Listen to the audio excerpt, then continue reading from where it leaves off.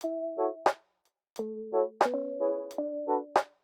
I'm Tisha Collins. I'm the Program Director for Substance Use Dependency Housing. Hi, I'm Marek Parker. I'm the Program Director for Homeless Services. So for my particular program, what we do is we provide supported housing to adults who are vulnerable in the community. Under SUD housing, the qualification is having a substance use diagnosis and also being homeless. You really don't have to be HUD homeless though. You can be couch surfing, facing eviction, which is really good because it's a more broader categorized homelessness. We also provide linkage to services. So not only do we provide housing, we provide links to care coordination, income, treatment, and those are just to name a few. Once you are in housing, you are assigned a housing specialist. The housing specialist meets with individual at least once per month, and they make sure that that person is maintaining their stability.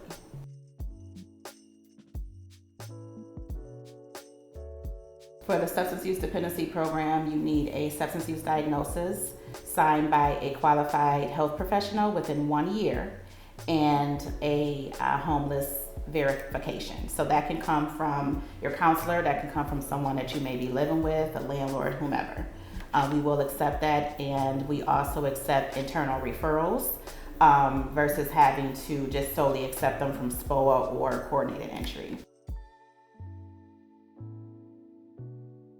As long as you meet those two core things, we will review the referral, see what other programs you may qualify for, because we have right now about 6 programs under housing. Once we review the referral, then we'll review and see what the best fit is. We do have an intake specialist, so they can reach out to the intake specialist or myself, and we will then send them a referral form. Once we review the referral form, we will see what program that person will fit.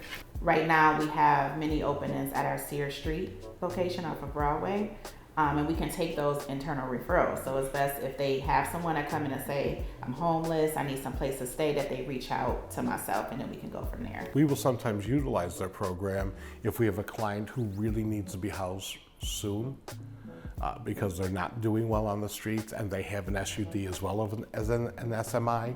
So we can refer them to her and she can determine if they're eligible for her housing, which is really wonderful. Yeah. We work together a lot.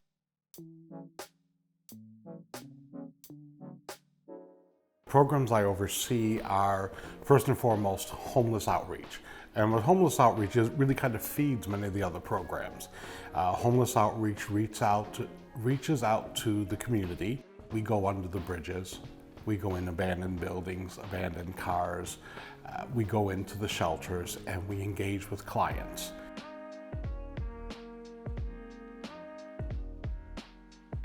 The clients we work with are those who are homeless, HUD homeless, which means that they cannot be couch surfing, they cannot be staying with a friend temporarily or anything like that. They do have to be homeless. They also have to have an SMI diagnosis, which is inclusive of PTSD, major depressive disorder, schizophrenia, and bipolar.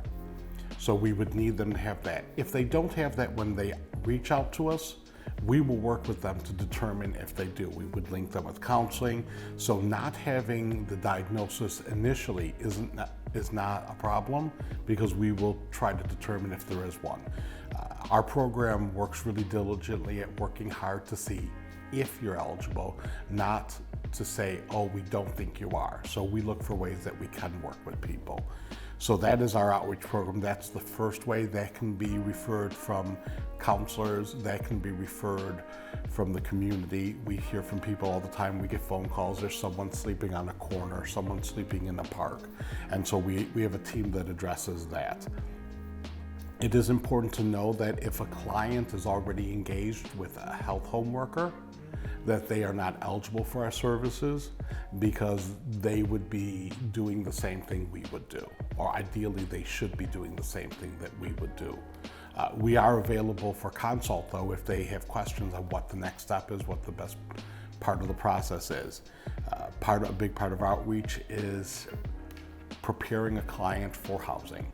So a lot of what we do is we confirm their homeless history, we confirm their diagnosis, and then we advocate for them, and we work diligently with them to make sure that they're not lost, because many of our clients get lost, especially those who are struggling with mental health.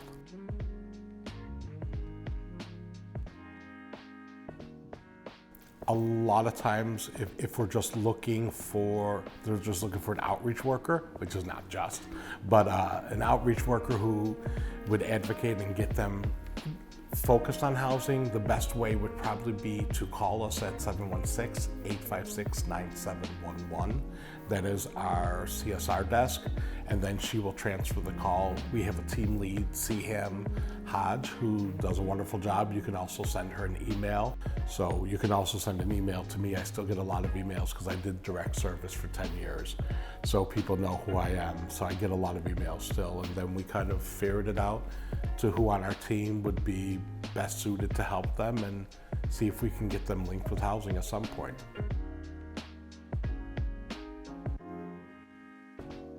Some of the other programs we have is, one is called FET, Family Engagement Team, and that is for youth from the age of 14 to 24.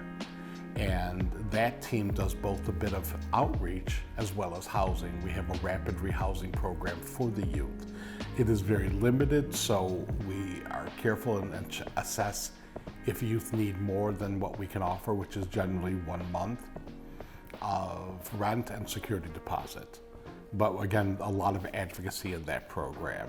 They do not have to be HUD homeless for the youth program. They can be couch surfing because typically youth are more likely to couch surf versus being homeless and on the streets. And they frequently will not participate in shelters. We do reach out to the schools. We do for FET. We receive referrals from different counselors, different people in the community, much like outreach itself. The other program that kind of a companion piece to FET is Safe Space. Safe Space is a nightly drop-in center from 11 p.m. till 7 a.m. at 430 Niagara. And there our youth can come in and they can get a hot meal, they can shower, they can do their laundry, and they can relax and rest until 7 in the morning when they then have to leave. That program is really helpful because sometimes our kids have no place to go, and so it's a great program. Our last program is housing, and most of our housing programs are not programs that our agency or people can refer to. Most of our housing clients come from SPOA, COC, and they are given to us. They're based on who's been homeless the longest, and if we have an opening to house someone, so then we would get them. There is one exception, the HHH program, Health Home Housing, which are referrals from Health Home as well as the ACT team. So we have limited number of beds on those, and we do take referrals when beds become available, but that's the only way you can refer to the homeless team's housing program. And in our housing program, we do much what Fatisha mentioned, is we assist the client in finding an apartment. We work with them to sign and follow a lease and help them maintain the apartment. We visit them once or twice a month, and we just help them to make sure that they're successful. And hopefully our clients will graduate out of there, but if not, we'll work with them until they're ready.